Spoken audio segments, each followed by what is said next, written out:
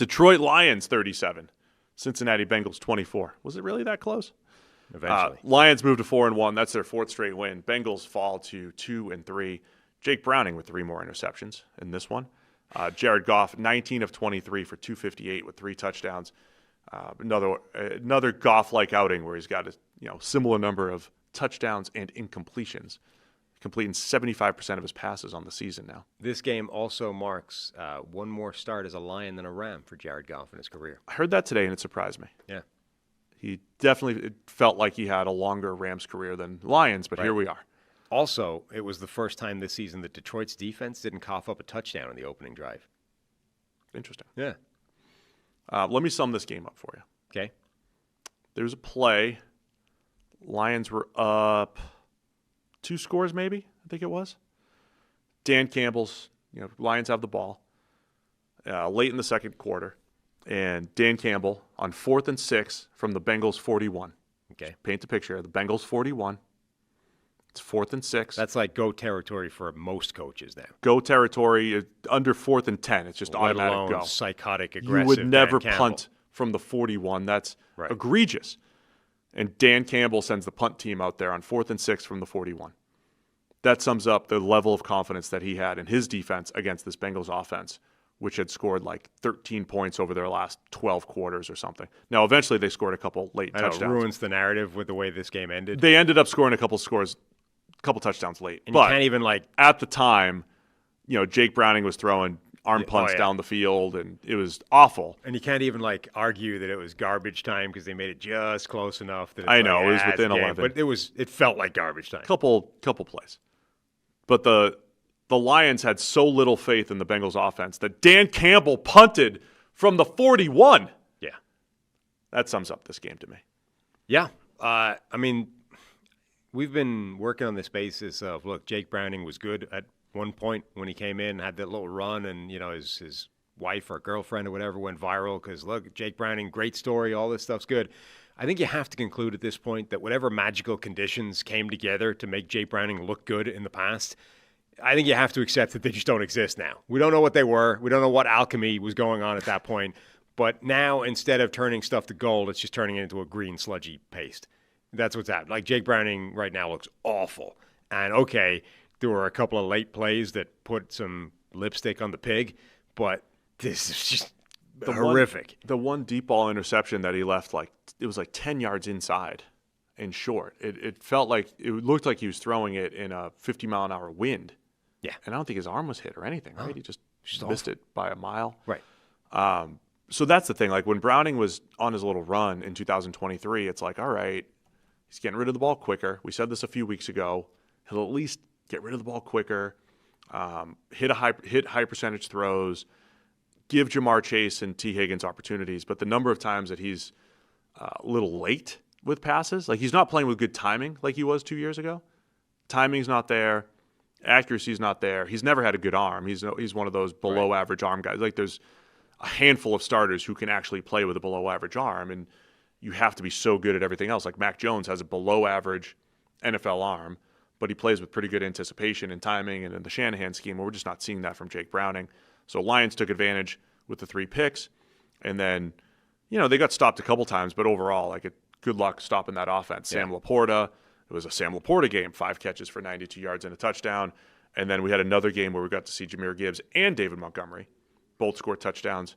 They tied the record? Tied the record, I think. Of Emmitt Smith and Moose, while Moose was there, which was great. How wild is that Good Moose setup. is part of that? Yeah, Moose is still Emmitt Smith, obviously, because the dude's got 1,000,000 touchdowns and kept his career going forever. But Moose being the other part of that is pretty impressive. Isaac Tesla with a touchdown, keeping his streak of every catch being either a touchdown or one-handed. Yeah. Is that less spectacular than the other ones, but that's it. It's either a touchdown or it's a one-handed Right. snack. There's nothing in between here. Hey guys, real quick, only 40% of our viewers are actually subscribed, so let's change that. Hit that subscribe button, and now let's get back to the action. They did a pretty good job. It looked early that the one thing that could sort of derail this game from Detroit's point of view is that they had Canada starting at left tackle, and Canada, it turns out, can't block Trey Hendrickson. Giovanni Manu. Correct. Canada can't block Trey Hendrickson. And you're like, that got to them early, and you're like, oh, that could be, you're going to figure out a way of stopping that being a problem. And they did. It was not a problem for the majority of the game. But early on, it looked like that could wreck everything for them. And then they got the handle on that. And at that point, the Bengals just didn't have enough. Yeah, 7-0 in the second, and the Lions still have the good trick plays, even without Ben Johnson. David Montgomery lines up in the Wildcat, takes a little step forward, does a little Tebow jump pass to Brock Wright. Mm-hmm. Was it a jump pass? Either way. No, not a jump pass. Just one of those ones where it's like, Wildcat look, Montgomery's just going to run it in. Then, no, she pulls up, throws it. I feel like that play should work every time. Yeah, it really should. Right? Derrick Henry's done that a bunch, right? Wildcat. It's like every time somebody ran a halfback option pass. Every time you watch a halfback option pass, you're like, why does that not get run twice every game? Unless the running back misses the throw, that should work every time. You're like, why are teams not running that twice every week? I think they used to back in the day. But David Montgomery, like when you're facing the Wildcat, you immediately lose the numbers advantage. It's like, all right, get ready, gear up, run's coming, and then you just sneak a tight end behind it. So another good play by Detroit. You got Jahmyr Gibbs just using his speed, running through the defense for 20 yards, and then a good finish at the end zone. And as we said, it was 28-3 because every game was 28-3 this weekend. And then Jake Browning with 2 touchdowns to Jamar Chase, 15 and 64 yards. Just before we get to the Jake Browning touchdowns, you mentioned before Callahan's relative, non-aggressive coaching decisions. Like these teams that are in a hole, underdogs. You need to be more aggressive if you're an underdog because. The longer the game goes, the more by the numbers we play this, the other team's going to win. They're better than we are, right? Right. You need something to bounce your way. And either you just need to get lucky and get the high leverage plays bounce your way, or you need to create them yourself by being more aggressive than you would be normally and trying to get the pressure that way. So Callahan didn't do it. In this game, before halftime, it felt like a relatively – what's the opposite of aggressive? Conservative. I was going to go with cowardly, but I feel like that might be a step too far. Conservative works. A pretty conservative approach by Zach Taylor. 4th and 4 before halftime from the Detroit 32. And, okay, it's all or nothing, because if you don't get it, you don't get any points. But they just let the clock run all the way down to attempt a fairly long field goal and go in 14-3. It's like, is 14-3 doing you any good? That one I kind of get.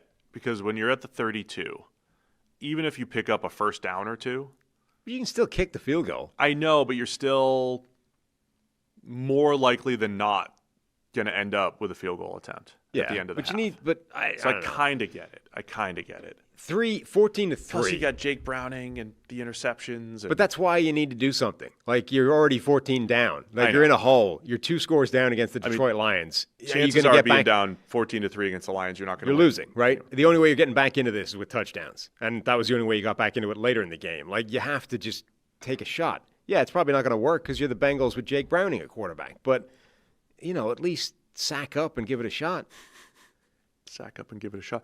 Zach and I were at the big high school football game Friday night. Yeah.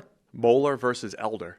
Huge game. Moeller versus Elder. Moeller, Elder. Elder pulled the upset to win the GCL crown for the first time in about 20 years. All right. Huge game. Elder, the pit, they call it. Great crowd. So I watched years ago. Kids rush the field. A documentary on one of these like fabled high school programs. It's a program. Massillon High. Moeller. It was Moeller Elder. I mixed it. They're a big Ohio school, apparently. I don't know where they are, but anyway. And one of the things that came from this documentary that I always found fascinating, stuck with me, is the number of these parents and kids who sort of recognize that they have like a star player in their hands, but also recognize that he's not like an NFL star player. He's got a level, and his level is like, he can get a scholarship and go somewhere, but he's not going any further than that, right? The number of these guys that like hold their kids back for like multiple years sometimes so that they're like a 19-year-old crushing these like kids at high school, right? So number one, you get the state championship in the ring, which frankly is probably going to be a top 5 life achievement for you. And then number 2, you also look better so that you get like a scholarship to someplace and you can get an education for free. Yeah. And then like, that's it, then you're out. But like they have these like star quarterbacks who's actually like 19, 20 years old beating up against freshman varsity kids at this level. And it was a wild dynamic. Oh, yeah. I had So what I was going to ask is, did you notice anybody in this game with a full beard who looked 25? No, I didn't. No, the QB for Moeller is going to Kentucky. Okay. To play quarterback and baseball. So he throws 97 off the bump and quarterback. He almost got him back into it. Now, they were the favorite, but he almost got them back into it with some laser beams. And we have a family friend where their son plays linebacker, so we were watching him as well. But it was a good, entertaining game. But the people are into it. Like, there was probably 10,000 people there. They made some money, the high school. It's a good game. Anyway, Zach Taylor was also there, apparently, sitting next to our friends, our family friends. He's, I think, one of the Bengals coaches has a kid on the team. Has nothing to do with the Lions and Bengals game. Anything else on this game? No. Jamar Chase, though, if you just want to get his stat line, 6 catches, 110 receiving yards, 2 touchdowns, and 3 tackles.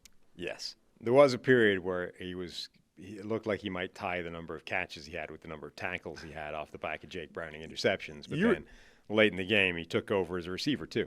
You were asking me if they've always tracked tackles on interceptions. I didn't know they did that. They have, yeah.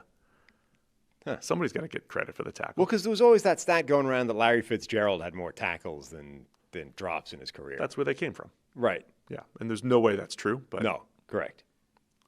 All right, I got no more use for this game. Thanks for watching all the way to the end of the video.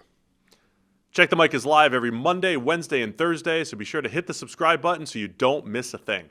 And the all-knowing algorithm is convinced you'll also like these videos, and who are we to argue?